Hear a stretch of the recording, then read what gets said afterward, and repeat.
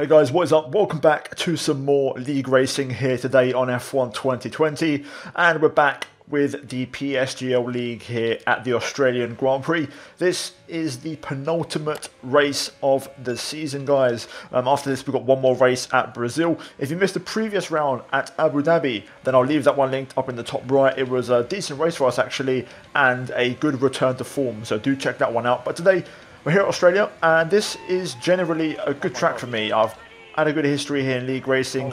It seems to be one of my stronger tracks.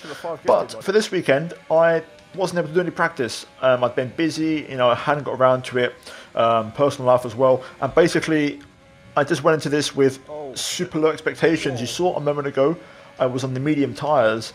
And what I did, I actually used the first 10 minutes of Q1 to basically just do lots of laps on the medium to kind of dial in the setup and feel comfortable with the car, and I was going to go for 2 timed laps on my soft tyre run. So as you can see, we're currently at the end of my first time lap, and it's been an absolute disaster. All over the place, the rear end just all over the shop, just struggling for grip, overheating the tyres. We crossed the line to set a 19.6. And for reference, someone like Barry Brumand, who is towards the sharp end, he could do a 17.7 in time trial. So I had to find a lot of time on this final lap, and I was hoping the little bit of practice I did in the session would be enough. So here we go for my final attempt. We managed to cross the line with 5 seconds to spare as we race down towards turn 1. You want to brake down to 5th gear as we hit the 50-meter board. Important to be aggressive over the curbs as we get a nice run through there. Not quite as aggressive as I would have liked on the inside curb at turn 1. Turn 3, as the wall disappears on the left-hand side, just before that, you want to brake down to 3rd gear. Important to short shift on your way out of there to really open up the left-hander of 4. Flat out through 5, and that will conclude sector 1, as we then go into 6, 7 and 8. A little sequence of right, left, right. Important again here to use the curb. So I actually make a big error there, losing pretty much a full 10th, if not more than a 10th. Just getting that corner completely wrong, somehow not invalidating. Through turn number 9 now, and we lose a bit more time. So we've pretty much lost all of the margin that we gained, and we've thrown away about a 10th as we head into the fast left and the fast right. Full commitment, absolutely spot on there as we nail that one as we go past the car that spun. Now approaching the final part of the lap, 90-degree corners coming up here. First of all, right-hander using all the runoff curb. Then this corner here, important to clip the inside curb to get a bit of rotation on the front nose. Then the penultimate corner, 2nd gear, important to brake really late, trail brake to rotate the front end and get the car opened up for the final corner as we run up to the line. And I actually smashed the final sector. It was a great sector 3. We set a 19.0, but go P17, and that lap is not going to be enough to see us move into Q2.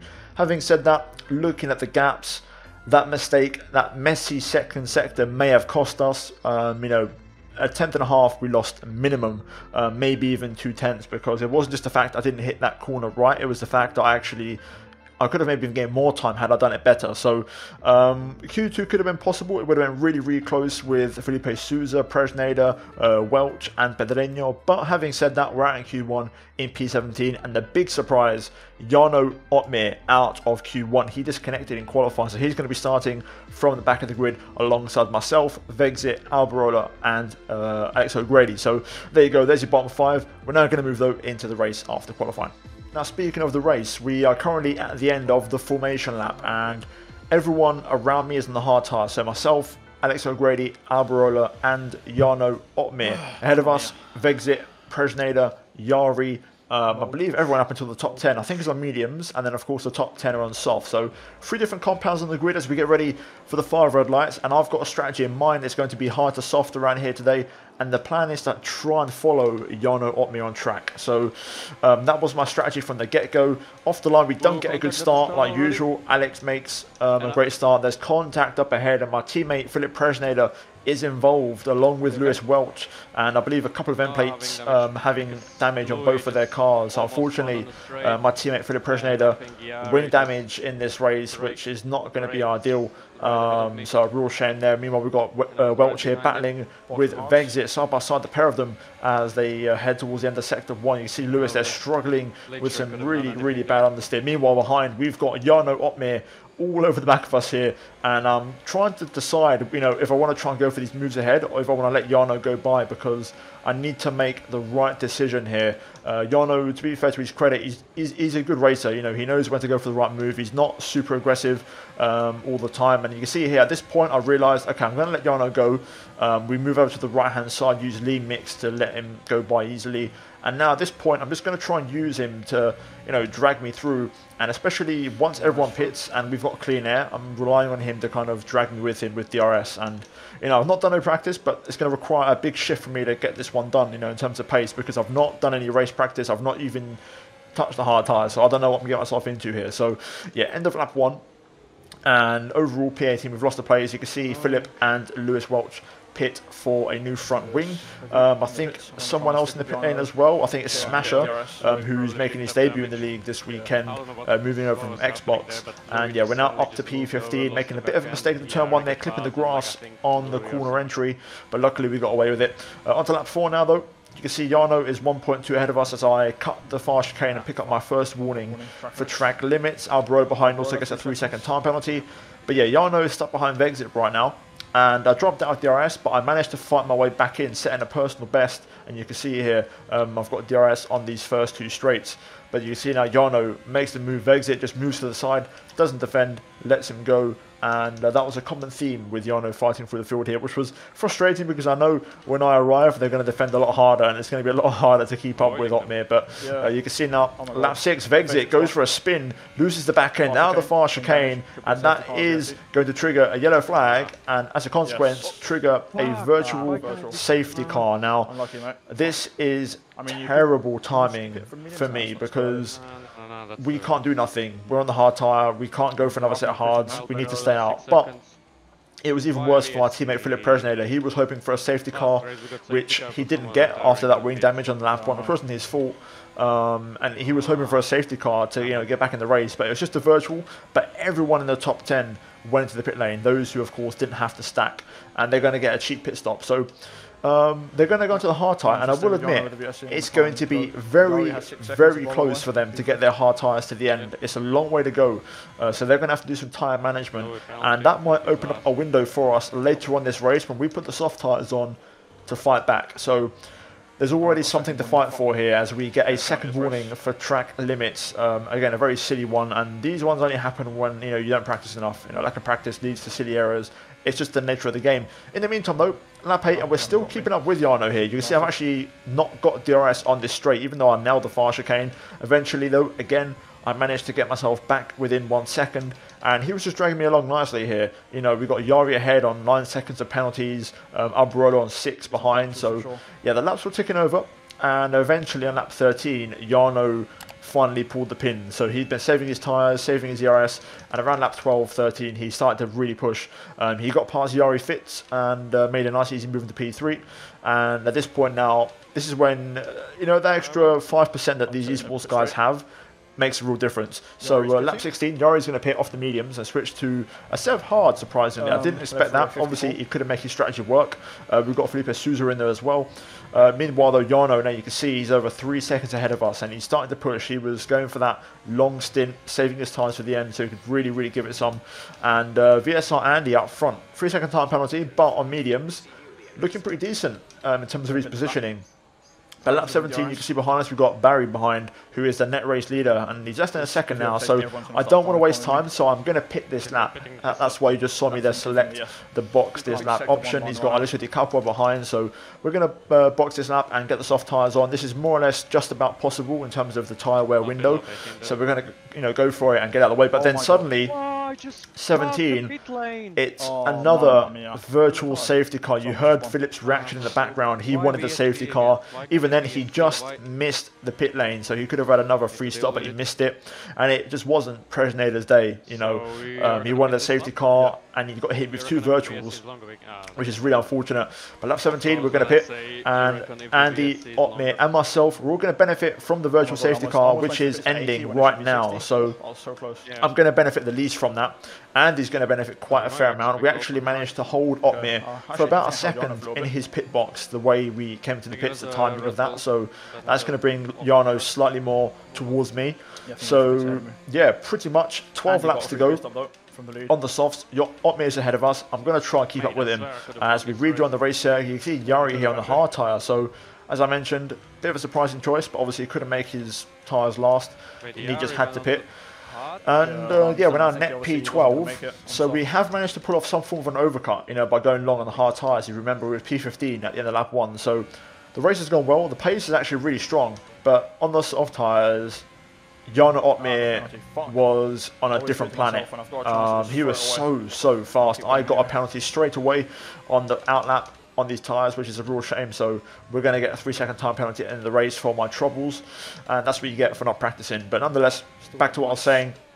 Yeah, Jarno was an absolute machine on these soft tyres. You know, I was able to keep up somewhat on the hards, but on the softs, he dropped me like a bad habit. And we've got Alex O'Grady in the pit lane, so we're going to move up to P11. And then up ahead, you can see we've got Felipe Souza in P9 with the fastest lap and a few more cars up the road. So at this point, it was just about taking over, churning in the laps, just trying to keep that consistency going. And you can see here, Jake Parnell, aka ex-JKB or Jake Benham, he left the session, he disconnected, and he's ahead of us. So right now, we are on for at least P10 if we catch up to Jake's Ghost, which is actually going to pit at the end of lap 24. In the meantime, you can see we've actually caught up to Alvaro Carreton. Again, he's one of those guys who pit on that virtual safety car on lap 6, and he's trying to nurse his hard tyres to the end. So we were catching him rapidly, and there's going to be a lot of cars in this bad situation who are struggling on their hard tyres. But now, lap 25, the race took another turn, and my teammate, Philip Presnader, who was begging for a safety car the entire race, actually made a mistake, crashed, and he triggered a safety car of his own, which sums up a miserably, you know, unfortunate race for him, and I really felt for him in this race.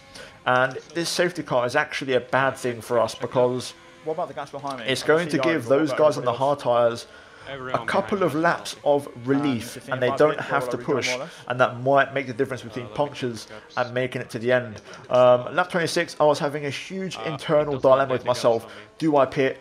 Do I stay out? And unfortunately, I didn't have an engineer because I chose not to this race. And also, Presnader wasn't looking at my delta gaps long enough to realise. And I just decided to go safe and stay out. But I could have actually pit there with Jarno. I was scared about the delta and losing track position, but it turns out I would have actually been behind Jarno in P10. So I would have actually already been in the points on fresh soft tyres. And that was the right call to go for, because as you're going to see right now, Jarno Otmir, I think, goes for the 2 best laps I think I've ever seen in a league race before. He goes on an absolute rampage. He gets me straight away at the final corner, and he had so much more pace. You can see here he just breezes up to Carreton and walks past him. We're going to stay on board though for the final 2 laps here, because we've got competition behind. Alberola and Yari are both on fresh soft tyres, or maybe used, but still they're a lot fresher than mine. So we're going to be up against it here, and we're going to be fighting Carreton to get past and also defending at the same time.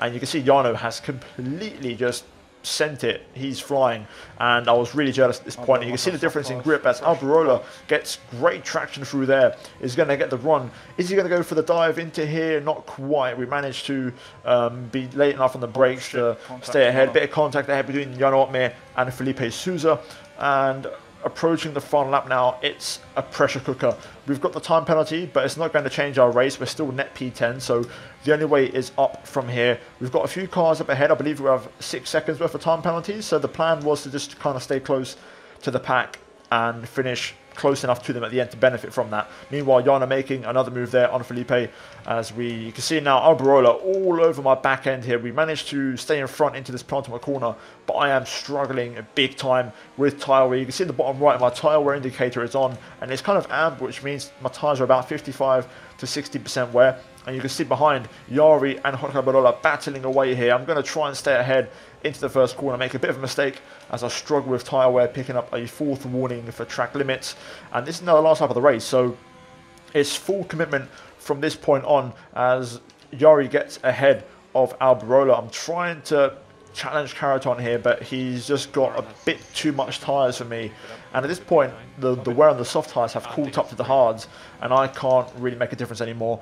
But you can see behind us, Yari is just putting so much pressure on here, and I just can't do nothing. And you're going to see now Alberola also going through on this gap on the inside. I actually let them go.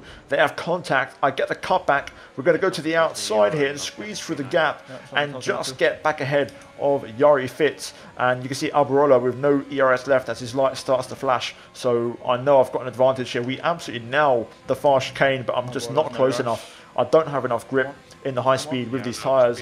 I try to challenge, but I can't get close enough. And this is pretty much where it ends for us. You know, I get a hit in the rear from Yari there, who I believe actually backs off to kind of let me get back onto the racing line. So fair play to him for doing that. But last lap of the race, and it's going to be Barry Burmans who wins the race. And I can tell you, Jarno Otmir finished in P3. Fair play to him. We finish in P9. We score a couple of points, which is great. So I'm really happy with that. We managed to get ahead of Warren by less than a tenth. So we did just enough to stay within that delta. And a great day at the office here today. Really, really good. You know, cleaning up the mistakes and getting some points with zero practice, which I'm really happy about. So yeah, really, really good race. But Jan Artmere P3, it really made me think after the race, damn, I should have pit. You know, I should have gone for it. My gut feeling was to pit, but because I wasn't sure on the deltas that I had and the gaps I had behind me, I really didn't want to lose track position because my tyres were quite worn.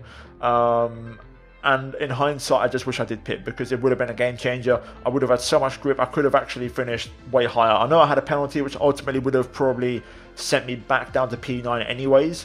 But still, you never know in this race and you never know in this world. Either way, it was a fun race. I really enjoyed it. And to say I didn't practice, that was a great race. So yeah, guys, hopefully you enjoyed that race here today on the channel. If you did, leave a like. Let's try and smash over 1,000 likes on this video. Subscribe for more daily F1 content and league racing content on my channel. There's more league racing content coming very soon on the new F1 2021 game, so stay tuned for that. I'm very excited to announce my plans for that game. And also, as always, a big shout out to the channel members for supporting the content. As always, check out the 2 videos on screen if you have missed them, including the previous race in Abu Dhabi, and I'll see you guys next time.